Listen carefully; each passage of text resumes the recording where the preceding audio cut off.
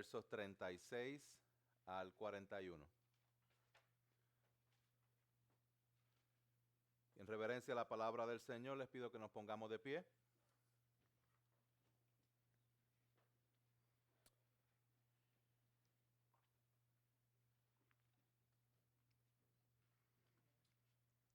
La palabra del Señor dice así.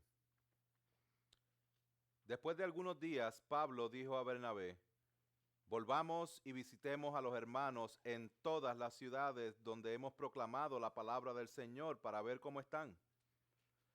Bernabé quería llevar también con ellos a Juan, llamado Marcos, pero Pablo consideraba que no debían llevar consigo a quien los había desertado en Panfilia y no los había acompañado en la obra. Se produjo un desacuerdo tan grande que se separaron el uno del otro. Bernabé tomó consigo a Marcos y se embarcó rumbo a Chipre, pero Pablo escogió a Silas y partió, siendo encomendado por los hermanos a la gracia del Señor, y viajaba por Siria y Cilicia, confirmando a las iglesias. Oramos. Padre Celestial, gracias por tu palabra, por tu fidelidad y porque tú reinas, Señor. Tú eres Dios sobre todas las cosas, Señor, y a ti venimos a adorarte y a exaltar tu nombre en esta mañana. Señor amado, yo te pido en esta mañana que tú seas con la familia de esta iglesia, que tú nos ayudes, Señor, a completamente rendirnos a ti, a que tú nos ayudes a identificar, Señor amado, los conflictos que puedan haber en nuestras vidas, conflictos con nuestro propio pecado, con nuestro propio pasado, conflictos con otros hermanos y otras personas alrededor nuestro, Señor, para que seas tú, Señor, dirigiéndonos por el Espíritu Santo en cómo resolver, buscar reconciliación y buscar la gloria de Dios en todas nuestras interacciones. Padre Celestial, queremos darte gracias por lo que estás haciendo en medio nuestro, lo que estás haciendo en medio de la iglesia Park. El día de hoy se envían por 6 semanas a Pastor Witt junto con su esposa Jamie, al hermano Jay, su esposa Kristen, para pasar 6 semanas en Bangkok. Ellos van a estar sirviendo en misión durante el verano y pedimos que seas tú con ellos, que los guardes, que los bendigas y que les des claridad, Señor. Ambos, Señor, están explorando la posibilidad de servir en el ministerio misionero a largo plazo. Pedimos que esta experiencia les ayude a poder identificar los pasos que tú tienes para sus vidas, Señor amado. De igual forma te pedimos por Abby Sweeney, que va a ser enviada también el día de hoy para servir en Vietnam. Pedimos, Padre, que la bendigas, que la ayudes y que de igual forma dirija sus pasos a lo que tú quieres para su vida, Señor amado. Padre Celestial, damos gracias por lo que está ocurriendo aquí y pedimos que nos ayudes a hacer luz en medio de las tinieblas. Tantas tinieblas, Señor, que están alrededor nuestro. Pedimos de manera especial, Señor, como iglesia, por estas familias, Señor, que han sido afectadas por esta trágica masacre que ha ocurrido en Texas. Pedimos, Señor amado, que sobrenaturalmente, Señor, porque no hay forma de poder procesar, Señor, tanta maldad en estas acciones. Pedimos que sobrenaturalmente tu paz inunde a estas familias. Que como iglesia, Padre, nos mantengamos firmes, unidos, siempre clamando, Señor, predicando el Evangelio y alumbrando con la luz de Cristo para que las tinieblas sean disipadas, Señor. Te pido, Señor amado, que fortalezcas, Señor, dentro de esta tragedia a las familias afectadas. Padre Celestial, te pedimos también que seas tú en esta mañana con nosotros, para que tu Espíritu Santo pueda llegar a los corazones de cada uno de nosotros, para que podamos entender tu palabra y para que podamos venir a ti en arrepentimiento y fe. Permite que si hay alguien aquí que no te sigue, que pueda venir a tus pies en total sumisión, Señor amado. Que tu nombre sea exaltado en esta mañana, en el nombre poderoso de Jesús. Amén y amén. Pueden tomar asiento, mis hermanos.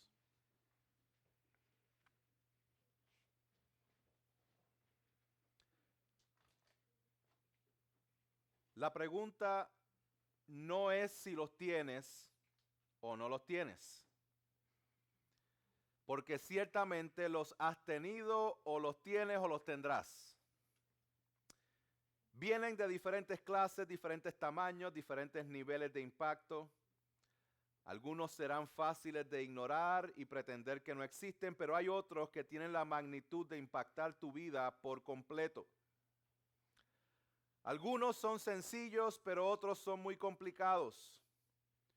Unos son fáciles de resolver, mientras otros su solución parece ser imposible.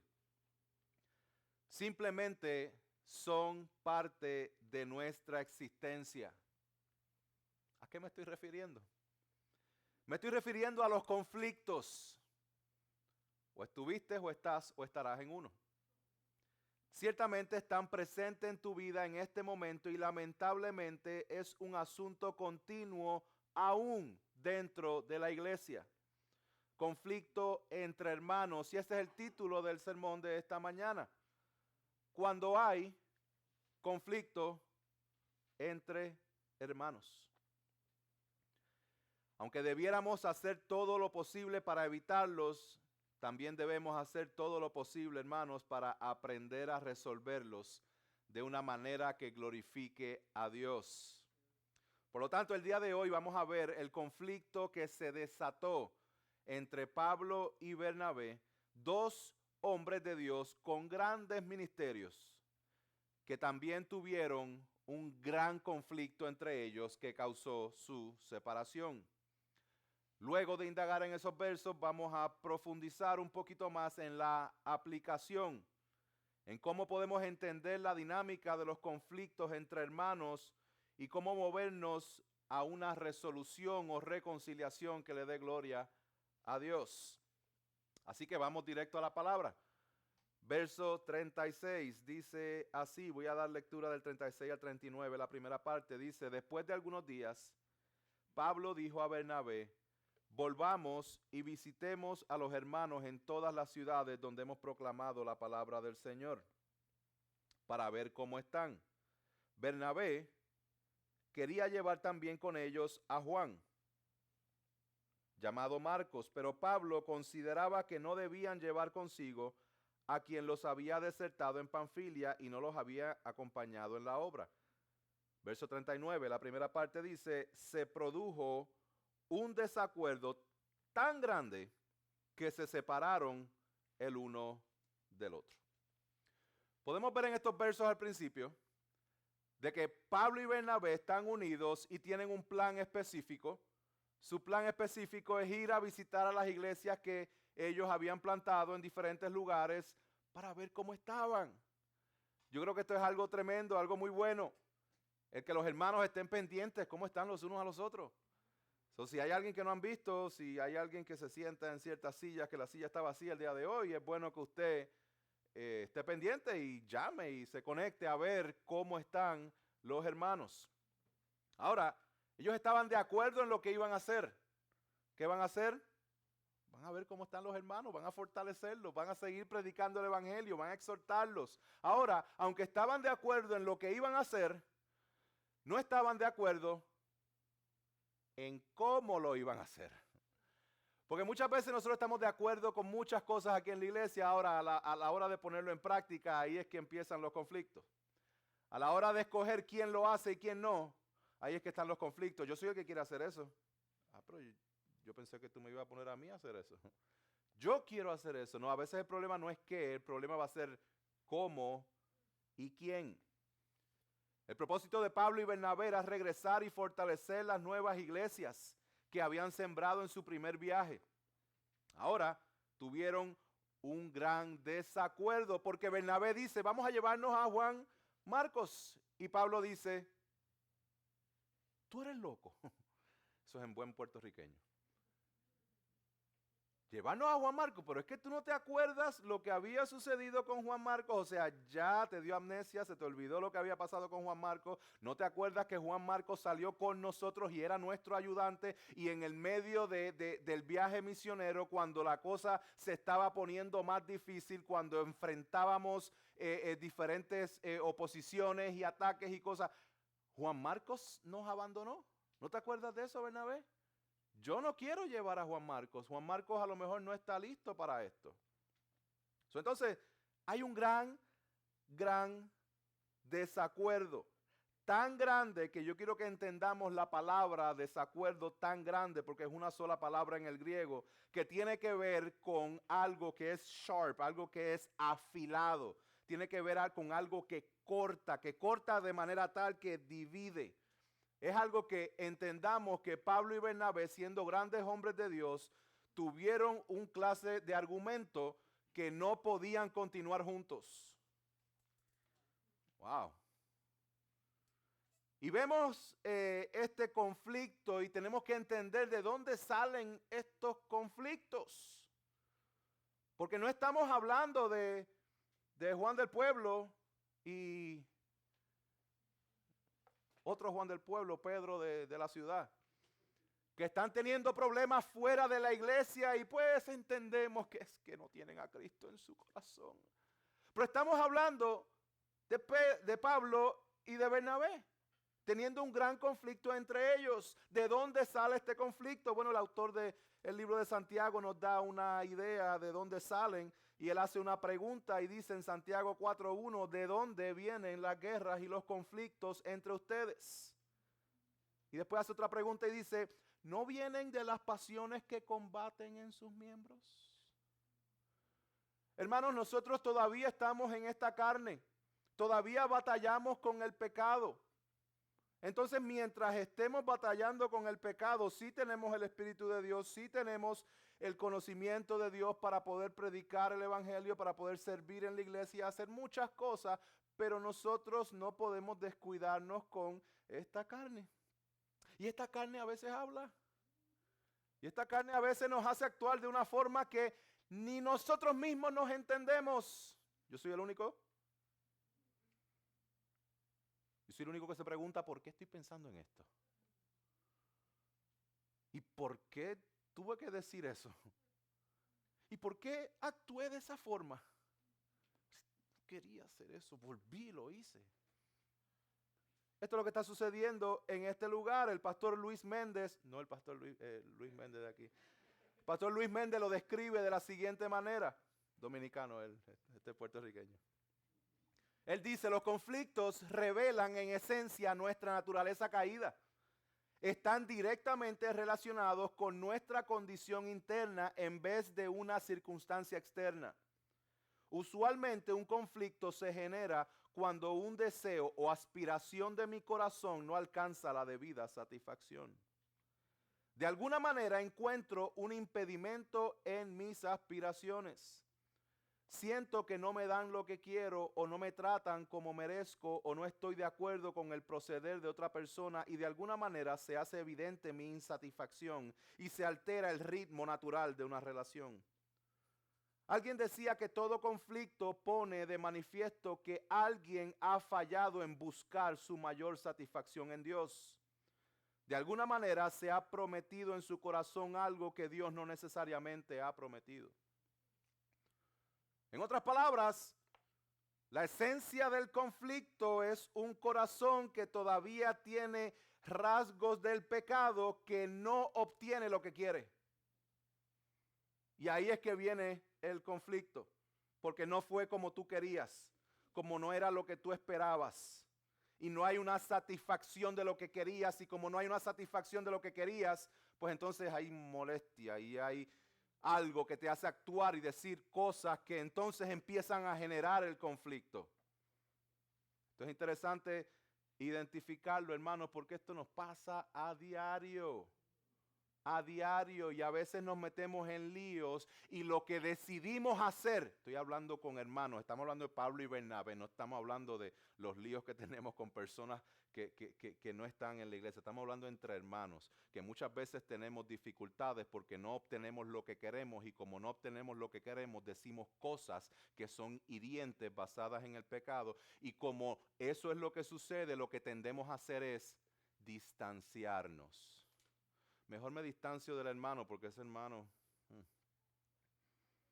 Ahora, tenemos que ver lo que la palabra del Señor enseña. Hermanos, esto no es fácil. Entendamos esto, los conflictos no es algo que estamos contentos de que, ay, qué bueno, voy a entrar en conflicto con el hermano Alejandro. Alejandro, vamos a unos guantes de boxeo ahí en el carro, ¿qué tú crees? Qué bueno que voy a buscar un conflicto. A nadie le gusta el conflicto y a nadie menos le gusta confrontar un conflicto. Right? So, los conflictos son dolorosos por más pequeños que sean, pero yo quiero que antes de movernos hacia el frente entendamos cuán doloroso tuvo que haber sido para Pablo y para Bernabé este conflicto. Hermanos, usualmente cuando usted tiene personas que son cercanas a usted y hay un conflicto, mientras más cercano, más duele. ¿Cierto? Mientras más cercano, más duele. Y esa cercanía se obtiene por experiencias que viven juntos, por celebraciones que tienen juntos, por lágrimas que derraman juntos, ¿verdad? So, quiero que entiendan un poquito más a fondo la relación de Pablo y Bernabé para que entiendan el impacto de este conflicto. No es cualquier cosa. Sabemos que Bernabé en Hechos capítulo 4 era un levita natural de Chipre y era de los que estaba en esa iglesia primitiva en Jerusalén. Él vendió sus posesiones y lo puso a los pies de los apóstoles. Luego en Hechos capítulo 9 vemos la conversión de Saulo. ¿Se acuerdan? Saulo es convertido y luego de un corto tiempo él va a Jerusalén donde estaba Bernabé. Cuando él va a Jerusalén, los discípulos que estaban allí en Jerusalén tenían miedo de Saulo. ¿Por qué tenían miedo de Saulo? Porque obviamente él estaba liderando la oposición, persecución a los cristianos. Y en ese momento, quien sacó la cara por Pablo fue Bernabé.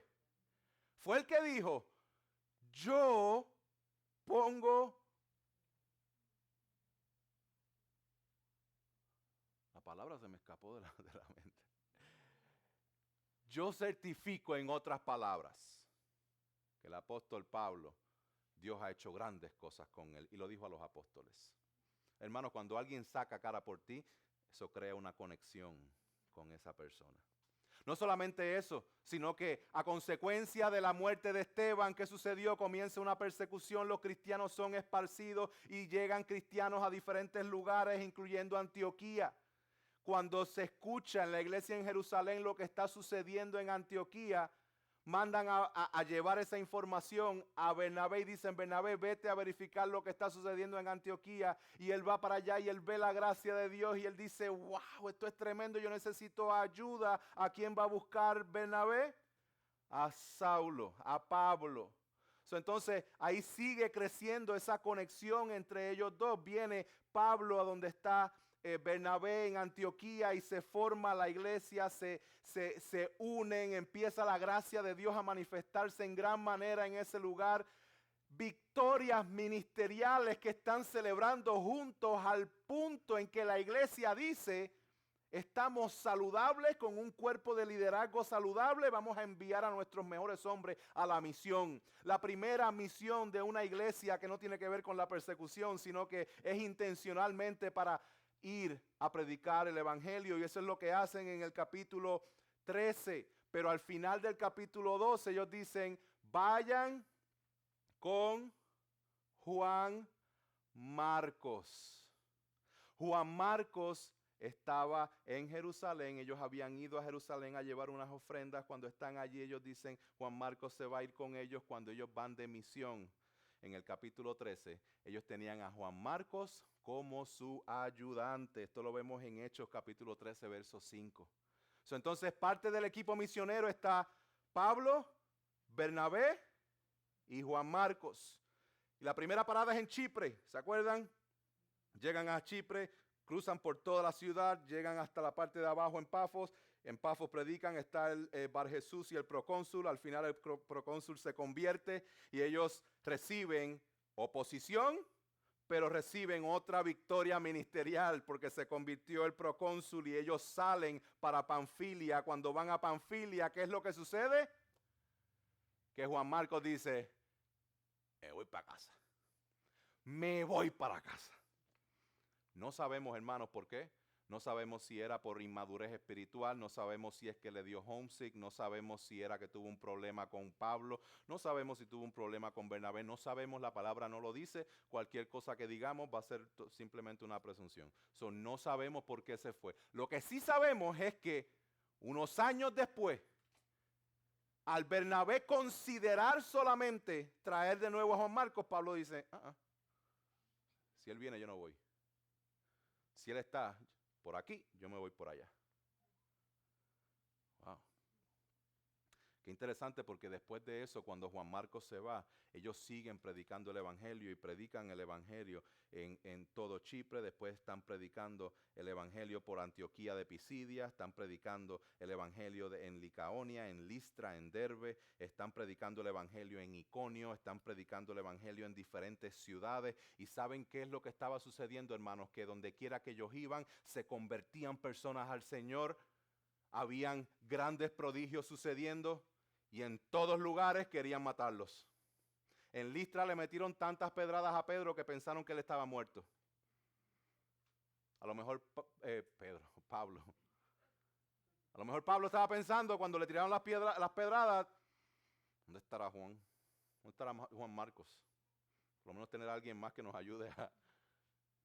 Hay muchas cosas que vivieron Pablo y Bernabé al punto de que ellos regresan, establecen iglesias, forman iglesias, establecen liderazgo saludable en las iglesias, regresan a Antioquía, dan un reporte glorioso de todo lo que el Señor había estado haciendo. Ellos están celebrando de todo lo que Dios estaba haciendo en ese lugar, cercanos los unos a los otros.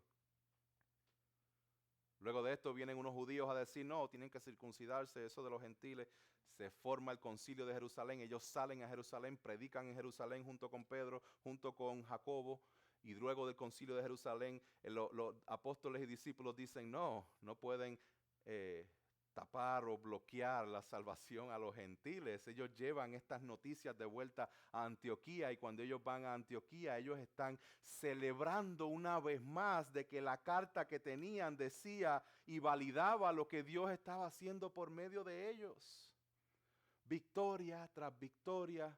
Fueron a la cárcel juntos, lloraron juntos, por poco los matan juntos, los perseguían juntos.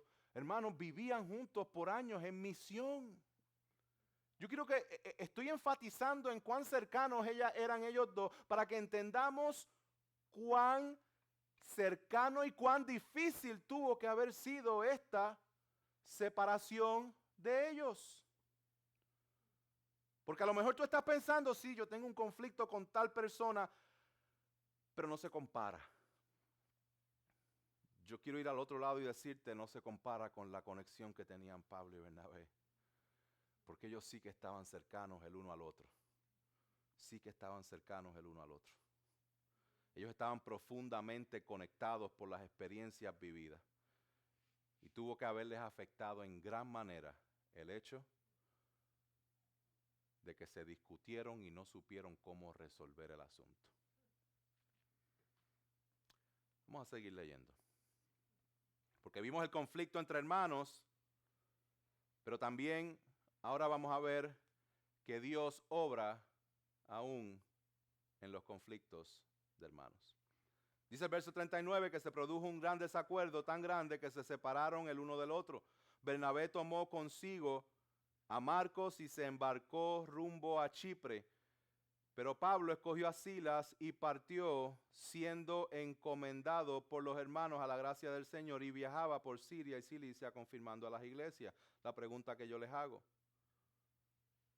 en este argumento, ¿quién tiene la razón? ¿Quién tiene la razón? ¿Pablo?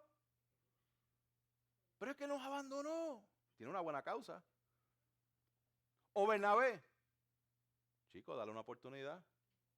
El Señor te la dio a ti, ¿cómo tú no se la vas a dar a él? A lo que Pablo pudo haber dicho, ¿tú no te das cuenta que estamos hablando y esto se trata de la misión de Dios? Y tú quieres traer a alguien que fue infiel a esta misión de Dios, sí, que siga sirviendo allá en la iglesia, pero no quiero traerlo acá. ¿Quién tenía la razón? ¿Pablo o Bernabé? Quiero dejarles saber que la razón la tenía ni Pablo ni Bernabé, la razón la tiene Dios. Vamos a ver por qué. Mientras Pablo y Bernabé discutían por lo que ellos pensaban conveniente para la misión, Dios se glorifica al multiplicar los esfuerzos de misión. Porque ahora en vez de tener un equipo misionero hay dos.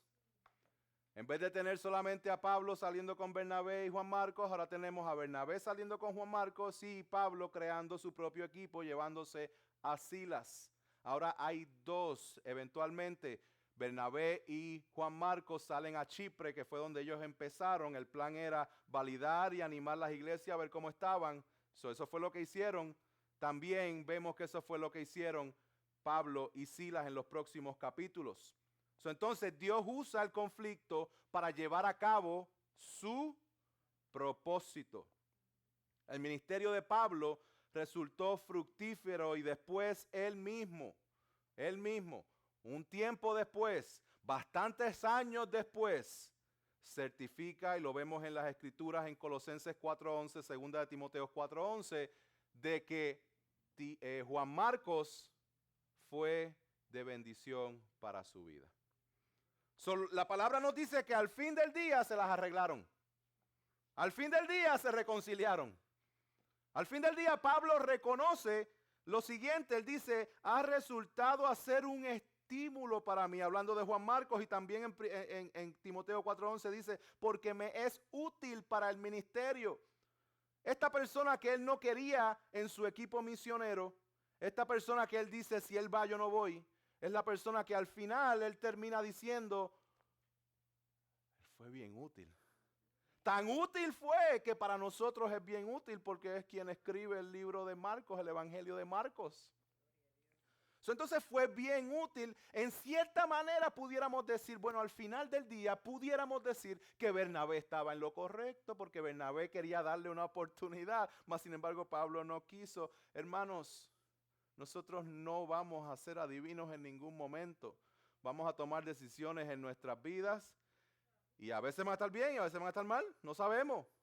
Aquí miramos para atrás, sabemos que a lo mejor Bernabé tuvo mucha razón en lo que hizo, pero es porque estamos mirando desde esta parte hacia el pasado y ahí vemos lo que sucedió.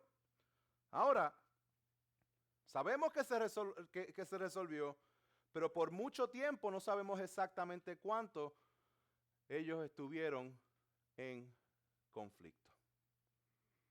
Hermanos, todo conflicto que tú estés pasando en este momento es un conflicto que Dios quiere que persigamos resolución, que persigamos reconciliación, y es algo que Dios va a usar para su gloria. Amén. Algo que Dios va a usar para su gloria. Dios no quiere que dentro de la iglesia los hermanos estén en conflictos sin solucionar. Sabemos que vamos a estar en conflicto. Tenemos conflicto. Pero lo que no podemos hacer es permanecer en un estado de conflicto sin buscar una resolución a ese conflicto. ¿Ustedes saben por qué, mis hermanos? Porque nosotros teníamos un conflicto aún mayor. Y Dios en su infinita misericordia intervino en ese conflicto que tanto tú como yo teníamos con el Padre. Cada uno de nosotros nos hemos revelado delante de la presencia de Dios. Y todos y cada uno de nosotros le ha dicho a Dios con palabras o con nuestras acciones que nosotros podemos por nosotros mismos. Está bien, yo puedo solo, yo no necesito de ti. Yo puedo ser autónomo. Todos nosotros nos hemos rebelado en contra de Dios. Y por consiguiente pecamos y por consiguiente somos enemigos de Dios. justos merecedores de la ira de Dios. Es el justo juicio de Dios. Nosotros estábamos en conflicto con Dios. Nosotros teníamos que rendirle cuentas al Dios 3 veces santo. Mas sin embargo, en su infinita misericordia, cuando ni tú ni yo podíamos hacer nada para solucionar, lo único que podíamos hacer era agravar más el conflicto, pecando una y otra y otra y otra vez. Ahí es que el Señor, Dios Padre Todopoderoso, envía a su Hijo Jesucristo para que Él viva de manera perfecta, para que Él tome nuestro lugar, para que entonces Cristo vaya a la cruz a ofrecerse a sí mismo como sacrificio. Y lo que pensaban que era una derrota de Jesucristo era un plan perfectamente diseñado por Dios desde antes de la creación del mundo, donde Jesucristo va a la cruz a ofrecerse como expiación de los pecados de todo aquel que cree en Él. Y Él muere. Y resucita el tercer día porque la muerte no lo pudo retener. Hay victoria en Cristo. Y Él nos llama a que vengamos a Él en arrepentimiento y en fe. Porque hay victoria en Cristo, nuestra única esperanza. Y quien único nos puede dar salvación. Y quien único nos puede libertar de este estado de pecado. Solamente Cristo fue enviado por Dios para resolver el conflicto que teníamos nosotros. Dios no tenía que hacerlo, pero lo hizo. Hermano, si tú estás en conflicto con alguien, el llamado de Dios es que primeramente tú pongas tus ojos en la cruz del Calvario y mires que la tumba está vacía y veas que Dios ha solucionado tu conflicto con Él para que tú vayas en el amor de Dios a resolver el conflicto con tu hermano.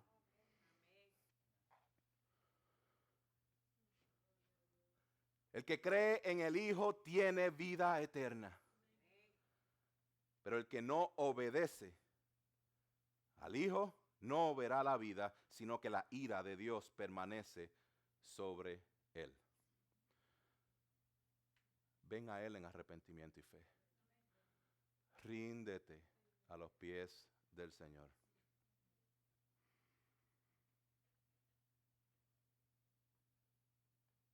Dios quiere usar el conflicto que estás pasando. Causa de tu pecado. No es que Dios mandó un conflicto y que Dios permitió el mal en tu vida para específicamente hacerte la vida imposible. No. Dios es soberano sobre todas las cosas, pero al fin del día la culpa y la responsabilidad de tu pecado es tuya. Entonces, ¿cómo nosotros solucionamos esto?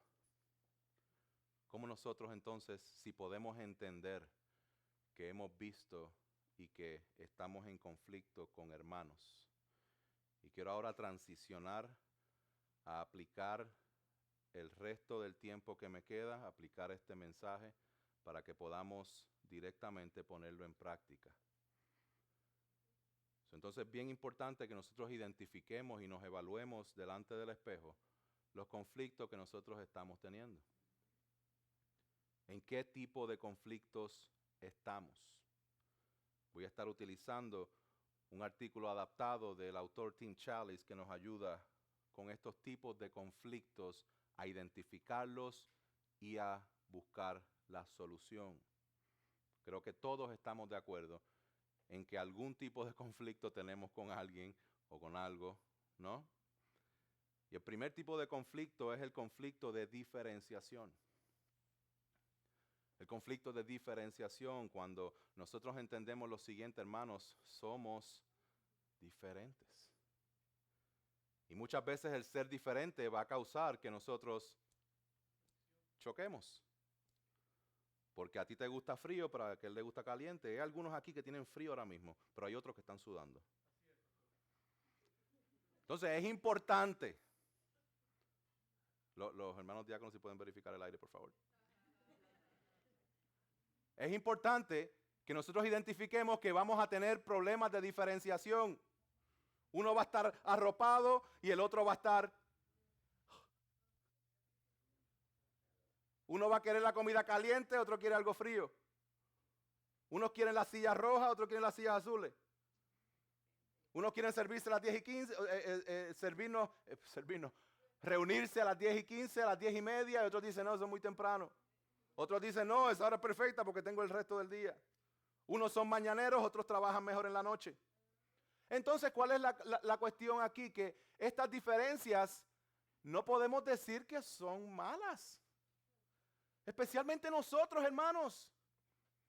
Donde yo voy a comer con uno de ustedes y le pido al mesero que nos dé un sorbeto y usted va a decir, ¿un qué? Porque para ti no es sorbeto, para ti es un pitillo o un alinete. Diferente. Lo diferencia no es malo. ¿Ok? La cuestión es cuando nosotros permitimos que existan conflictos a causa de diferencias. Porque hay veces en que te va a beneficiar a ti, pero hay veces en que no. Hay veces en que se toman decisiones que, eso es lo que a mí me gusta.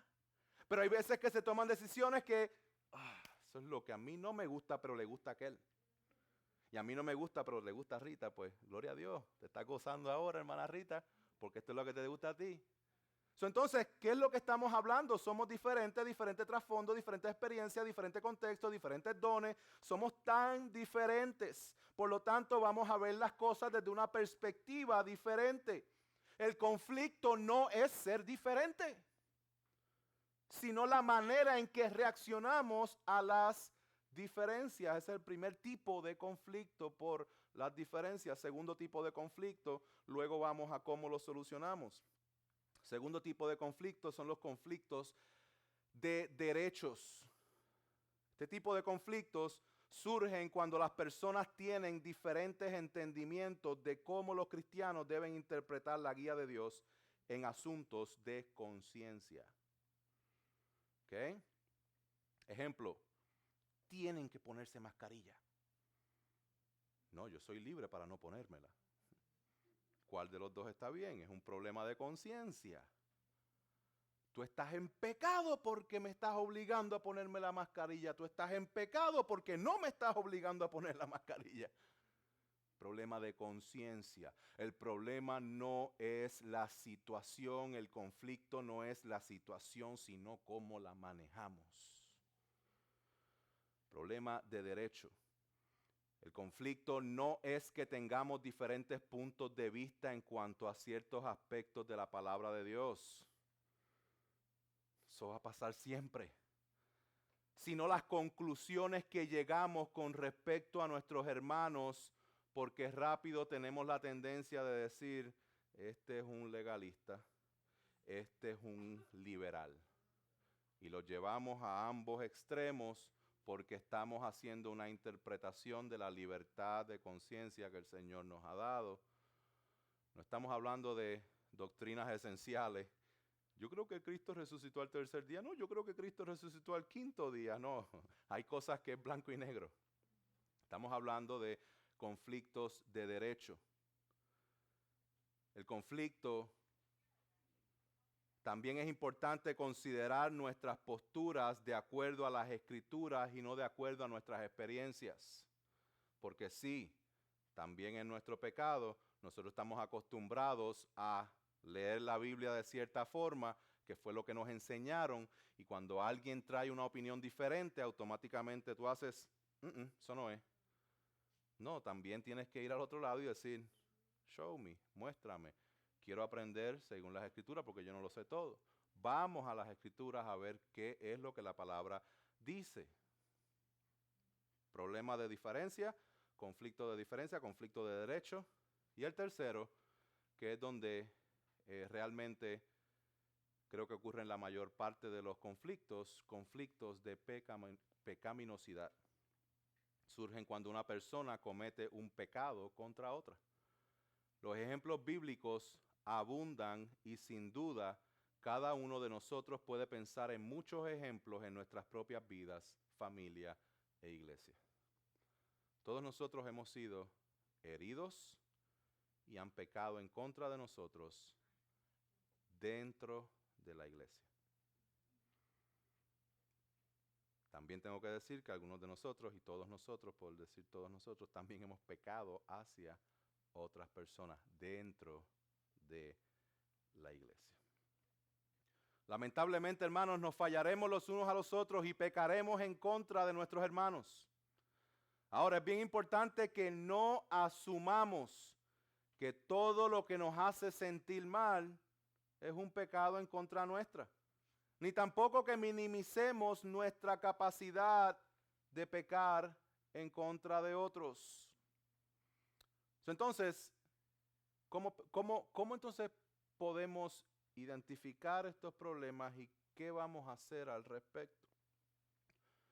Bueno, vamos a poner un punto más de aplicación. Vamos a enfocarnos en qué hacemos cuando estamos en estos tipos de problemas. Vamos al primero, conflicto de diferenciación, conflicto por diferencias. Por lo general, estos conflictos no se resuelven mediante un proceso formal de confrontación. Si usted y yo no estamos de acuerdo en cuál es mejor, si el tamal de elote o el pastel puertorriqueño, si no estamos de acuerdo en eso, no nos vamos a poner de acuerdo con simplemente sentarnos a dialogar al respecto. Porque hay diferencias y a mí me va a gustar uno más que el otro. Me va a gustar siempre el pastel puertorriqueño más, a menos que sea el tamal que hace la hermana Yolanda. Entonces es importante que entendamos estas cosas, hermanos. La clave de esto es crecer y madurar espiritualmente, para que tú logres identificar que esas diferencias no es para que estés con ese conflicto. Esas diferencias no es para que estés hablando de esa forma. Si tú estás en un conflicto de diferencias, por diferencias, aprende a escuchar. Sé intencional en escuchar a la persona. Aprende a apreciar en vez de temer o resentir las diferencias de otros creyentes. Ya viene a hablar otra vez de tal cosa. No, aprende a apreciar lo que a esa persona le gusta. Encuentra manera de expresar las virtudes cristianas de bondad, amor y paciencia. Se nos olvida que en los momentos de conflicto, en los momentos cuando las cosas no me gustan porque hay diferencia, en esos momentos también soy cristiano y Cristo murió por mí. Y que también tengo que modelar a Cristo en los momentos en que estoy incómodo, en que no se hacen las cosas como yo diga. Guárdate de hacer juicios precipitados e injustos sobre los motivos o la madurez de la otra persona. Haz lo que puedas para preocuparte más por la persona que por ganar tu argumento. ¿Me van siguiendo, no? Y si te das cuenta de que has pecado en contra de la otra persona en el camino, humildemente busca el perdón. Hay veces en que nosotros como cristianos empezamos a relajar y a vacilar entre unos y otros, que si yo soy de este país y yo soy del otro, y en ese vacilón a veces se dicen cosas que son hirientes para la persona, que a lo mejor este de aquí lo dijo con una intención que no era para herirte, pero sucedió. Pues entonces tenemos que siempre estar dispuestos ay, perdóname, si lo tomaste de esa manera, no era mi intención, por favor, perdóname, me interesas más tú que ganar cualquier tipo de argumento. Aprendan a escuchar para solucionar problemas de diferenciación. Número 2, ¿cómo solucionamos los problemas de derechos? Hermano Ali, ¿puede verificar el aire, por favor? Sí. Problemas, conflictos de derecho. Espero que no se haga como yo quiera, sino que sea la voluntad del Señor. Los conflictos de esta naturaleza, igualmente que los problemas de diferencia, no se resuelven mediante un proceso formal de confrontación. También se aborda el carácter cristiano en todo proceso que Dios permite a tu vida. Es un proceso que Dios quiere usar para seguir formándote. Cada día, cada experiencia que nosotros pasamos, el Señor quiere usarlo para que tú seas formado a la imagen de Cristo. En Romanos 14, Pablo utiliza el lenguaje de débil y el fuerte y advierte de las tentaciones únicas que amenazan con dividir a los cristianos. Si tú estás en un tipo de conflicto por pensar diferente con respecto a la libertad cristiana, algunos consejos. Primero, da la bienvenida el uno al otro y nieguen juzgarse. Nieguen juzgarse rápidamente. Número 2, considera la autoconfrontación antes de la confrontación de la otra persona. ¿Me escucharon esa, verdad? En otras palabras, parémonos frente a un espejo y autoconfrontémonos a nosotros mismos. ¿Realmente yo estoy viendo esta situación con los ojos de la palabra? ¿O lo estoy viendo con los ojos de mi experiencia? ¿O con los ojos de mi orgullo que no me gusta que nadie me diga que estoy mal? Autoconfrontación antes de confrontar. Número 3, busca deliberadamente a las personas que difieren de ti. Conócelas y aprende a expresarles el amor del Señor. Dios permite las personas alrededor tuyo, dentro del cuerpo de la iglesia, para moldearte. Y algunos de ellos van a estar trabajando overtime para moldearte de acuerdo a la imagen de Jesucristo. Haz lo mejor para entender cómo han llegado a sus convicciones. Trata de entender a esa persona. Trata de entender de dónde viene, trata de entender su trasfondo, trata de entender sus experiencias pasadas, porque todo eso informa quién es esa persona y la postura que tiene. Sé consciente de tu tentación de alejarte de las personas que difieren de ti. Hermanos, en el mundo hay una dinámica de cancelación con todo lo que no me gusta. Le llaman en la cultura de cancelación, cancel culture. Esto no dice lo que a mí me gusta que digan, pues lo cancelo. Hay cosas en que sí, usted tiene que cancelar el pecado en su vida, tiene que cancelar ciertas relaciones en su vida, eso es cierto, pero en los hermanos en Cristo que no piensen como usted o vean las cosas diferentes, no los cancele, porque son las personas que Dios permite en tu vida para seguir moldeándote.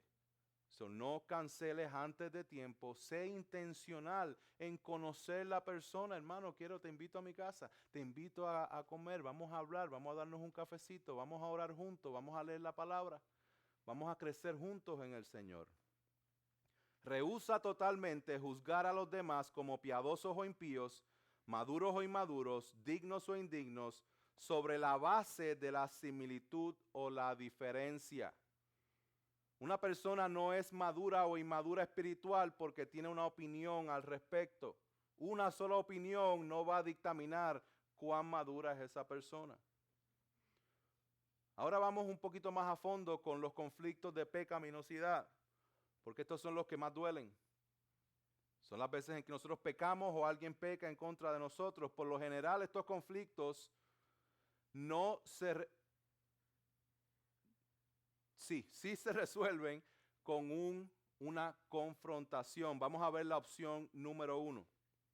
Primero, antes de confrontar, hermanos, cuando alguien peca contra ti, siempre va a estar la opción de dejar pasar la ofensa. Nosotros a veces también tomamos una actitud de, ¿cómo es posible que me estén haciendo esto a mí? Y como me están haciendo esto a mí, yo tengo que automáticamente abrir mi boca y defender mis derechos y muchas veces no es que simplemente te interesa el bienestar espiritual del que está pecando contra ti, es el mero hecho de que lo hicieron contra ti. Y nosotros tenemos que tener en mente de que al fin del día yo tengo que amar a mi hermano. Yo tengo que amar a la persona que está ahí. Entonces, siempre la opción número 1 es, ¿esta ofensa se puede dejar pasar? Primera de Pedro 4:8 dice, sobre todo, sed fervientes en vuestro amor los unos por los otros, pues el amor cubre multitud de pecados. Hay veces en que pecan contra ti o hacen algo que no te gusta y tú asumes que es un pecado contra ti y la persona ni cuenta se dio. Entonces el problema está en que asumimos muy rápido que la persona haya pecado en contra de uno cuando realmente no fue un pecado en contra tuya. No te saludó porque obviamente no te vio. No te vio. No te saludó porque está pasando un mal día y tiene la mente en 20 cosas diferentes. Necesitaba que tú lo saludaras a él. Entonces tenemos que primero no llegar a esa conclusión de que va a ser pecado, vamos a pasar esa ofensa. Vamos a pasar esa ofensa. Ahora, no se trata de pretender que nunca ocurrió. Porque si domingo tras domingo el hermano te mira y te ignora, pues entonces no lo ignores más. En amor, háblale, hermano, ¿por qué tú nunca me saludas? Dígaselo en amor y hable con calma. Si no se trata de identificarlo como un asunto menor que no necesita ser confrontado. Ahora, la segunda opción no es sobrepasar esa ofensa porque la ofensa fue cierta, fue real y fue dolorosa. Cuando alguien peca en contra tuya de manera directa y de manera fuerte, primero debemos hablar con esa persona. En cuestión de resolver el conflicto, primero vayas en oración, primero hable con los pastores, primero, sí, claro, haga todo ese tipo de cosas, pero tiene que haber un momento donde usted vaya a hablar con la persona que falló o que pecó en contra de usted. Hable con la persona. La palabra dice, si tu hermano peca contra ti, ve y dile su falta. Entre tú y él solamente. Si te escucha, has ganado a tu hermano. Hay muchos problemas que se solucionarían simplemente al seguir ese versículo. Si alguien peca contra ti, no lo postees en Facebook, no se lo digas a 20 personas diferentes y después entonces vas y hablas con él cuando ya toda la iglesia está viendo de que, wow, fulanito pecó contra fulanito. No hagan eso, hermanos. Aquí dice, si tu hermano peca contra ti, ve y dile su falta, tú y él solamente. Tú y él solamente. Acércate a esa persona con un espíritu de mansedumbre y humildad y explícale cómo ha pecado y permítele expresar su arrepentimiento. No te acerques hablando de manera tal que no vayas a escuchar lo que esa persona tenga que decir. Tenemos que escuchar. Asegúrate de hacer preguntas aclaratorias en vez de basarte en acusaciones contundentes. Debes estar dispuesto a creer que tal vez, no pecó en lo absoluto y que simplemente malinterpretaste la situación. Cabe la posibilidad de que eso pase. En la mayoría de los casos se busca y se extiende el perdón y la cuestión no va más allá y crecieron los dos. Ahora, hermanos, muchas relaciones permanecen quebrantadas y en conflictos porque simplemente ninguno de los dos lados toma el paso de ir a hablar con el otro. Por eso es que es importante que entendamos esto en cómo solucionar conflictos. Cuando alguien falla, ve y habla con la persona. Ahora, si la persona no expresa remordimiento y no pide perdón después del enfrentamiento, estás obligado a seguir un segundo paso si realmente hay una ofensa, hay un pecado.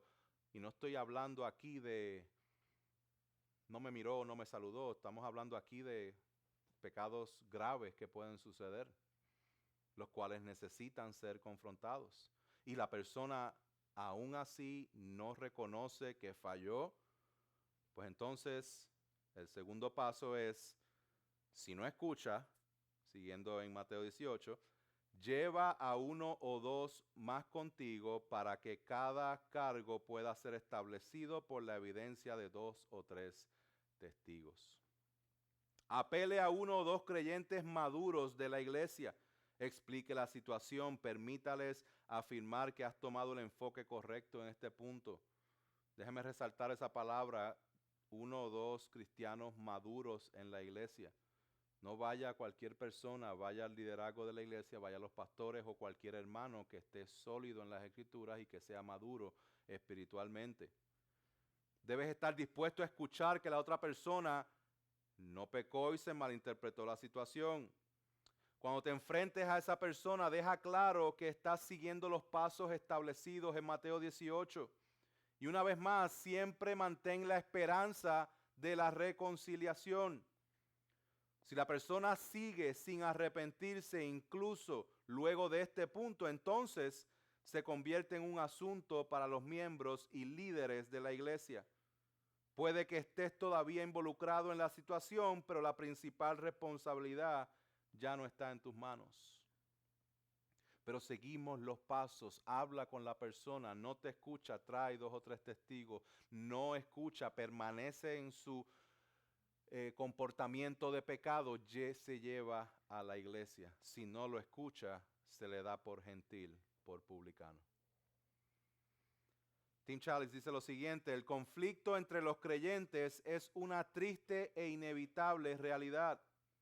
Si incluso Pablo, el gran apóstol, y Bernabé, el hijo de consolación, tuvieron un fuerte desacuerdo, entonces, ¿cuál es la probabilidad de que vivamos nuestras vidas cristianas sin estar en conflictos con los hermanos? Sin embargo, el conflicto es una oportunidad para crecer en la gracia, en el carácter y en el amor y en la humildad del Señor Jesucristo. Para concluir, hermanos, quiero resaltarles el que oremos de manera específica con respecto a los conflictos que nosotros estamos pasando. Primero, Efesios 4:32 dice: sed más bien amables unos con otros, misericordiosos, perdonándonos unos a otros, así como también Dios os perdonó en Cristo. Oremos al Señor para que nos dé un corazón de misericordia. Ore por la persona que le falló. Número 2, Señor, ayúdame a mantener un enfoque de restauración considerándome a mí mismo. Gálatas 6:1 dice: hermanos, aun si alguno es sorprendido en alguna falta, vosotros que sois espirituales, restauradlo en un espíritu de mansedumbre, mirándote a ti mismo, no sea que tú también seas tentado. Y número 3, pídele al Señor: Señor, ¿cómo puedo ver mi pecado? ¿Cómo puedo ver mi pecado? La tendencia de nuestros corazones es a autojustificarnos a nosotros y rápido echar la culpa a la otra persona. Pero créanme, hermano, cada conflicto hay algo que nosotros tuvimos que ver.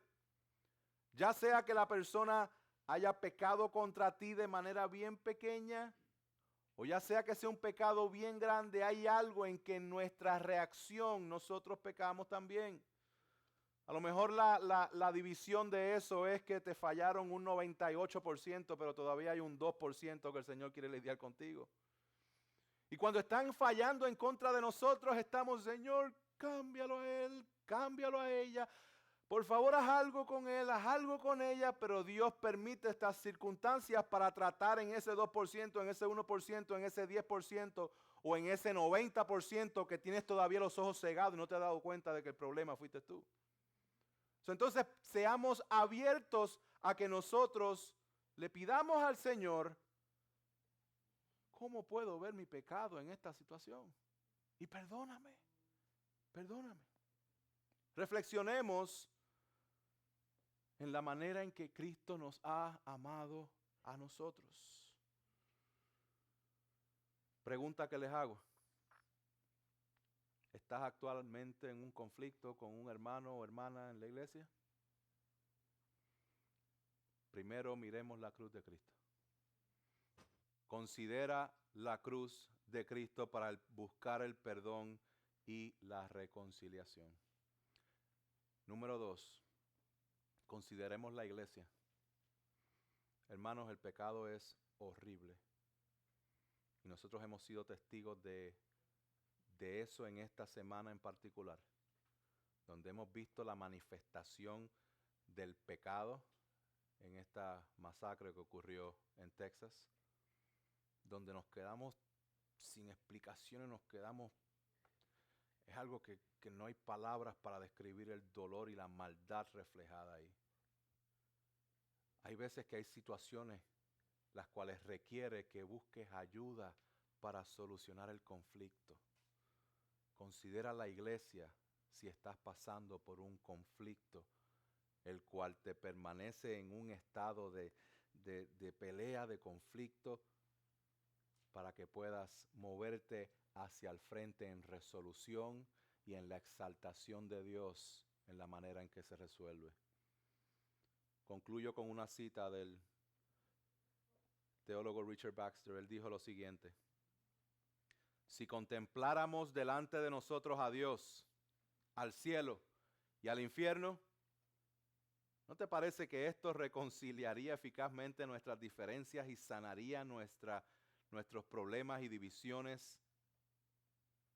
¿No retendrían las manos que desean con avidez emplear la violencia contra aquellos que no están de acuerdo con su forma de pensar? ¿Cuántas controversias vanas se reconciliarían al ver al Señor Jesús?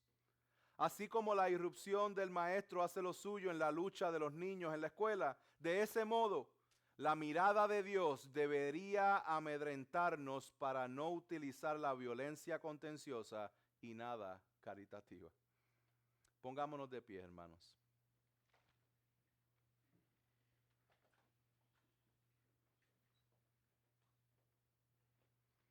Y una vez más, yo les pido que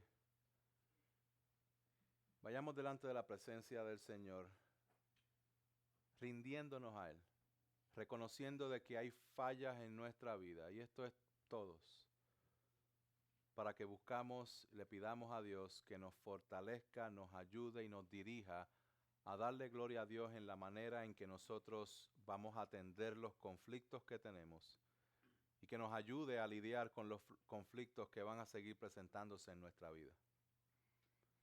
Descansemos en el Señor y no quitemos nuestra mirada del Cristo resucitado. Padre Celestial, te damos gracias, exaltamos tu nombre. Completamente dependemos de ti, Señor. Somos pecadores, fallamos y muchas veces entramos en conflictos con otros hermanos.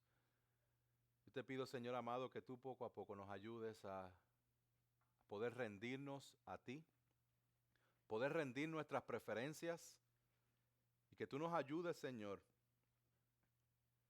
a poder buscar resolución y buscar reconciliación con cualquier persona en la cual estemos en conflicto.